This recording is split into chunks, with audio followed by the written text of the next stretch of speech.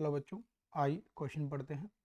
2 moles of a certain gas at temperature T naught is equal to 300 Kelvin were cooled isochorically so that the pressure of gas got reduced 2 times.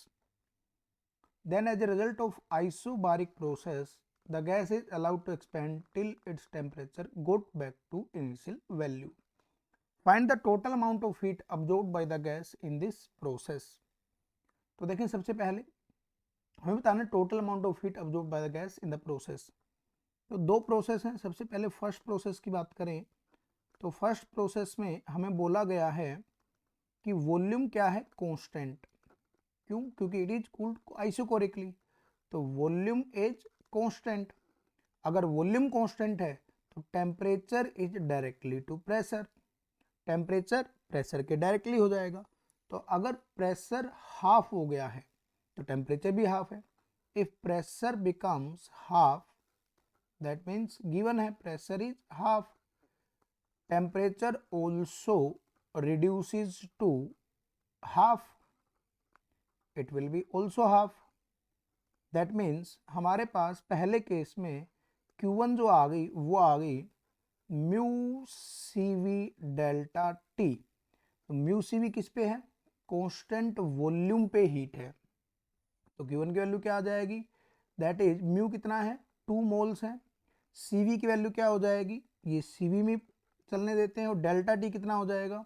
150 minus 300, because अगर initial temperature T note हमारे पास है 300, तो जो नया temperature आएगा pressure half होने पे वो कितना हो जाएगा? हाफ हो जाएगा, दैट इज 150 हो जाएगा।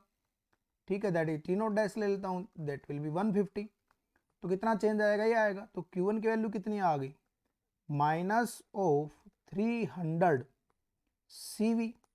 अब फॉर द सेकंड प्रोसेस देख लेते हैं। सेकंड प्रोसेस के लिए बोला गया आइसोबारिकली। तो आइसोबारिकली मतलब pressure is equal to constant. अगर प्रेशर कांस्टेंट है तो देखें हमारे पास क्या कंडीशन आएगी Q2 की हीट की, म्यू CP डेल्टा टी। तो म्यू CP डेल्टा टी के लिए Q2 is equal to constant pressure की बात कर रहे हैं तो कितना हो जाएगा? म्यू 2 है, CP में चलने दे, डेल्टा टी कितना हो जाएगा? वापिस रिस्टोर हो गया तो 300 माइनस 150, क्योंकि 150 के बाद वापिस रिस्टोर हुआ है। तो फाइनल जो टेम्परेचर है T नोट डबल डैश वापिस किसके बराबर आ गया है? T नोट के बराबर आ गया है। तो दैट इज 300 वापिस रिस्टोर हो गया है। तो Q2 is equal to it will be 300 CP। तो हीट जो है जो हुई वो हुई Q1 plus Q2। That means Q is equal to 300 minus 300 CV है और ये 300 CP है, तो that is 300 CP minus CV। और CP minus CV is equal to R। तो CP माइनस CV होता है R, it is by Mayer's relation. तो R की वैल्यू क्या इतनी है? 8.31, यूनिवर्सल गैस कांस्टेंट। तो Q is equal to 300 into 8.31, that will be 2493 joule.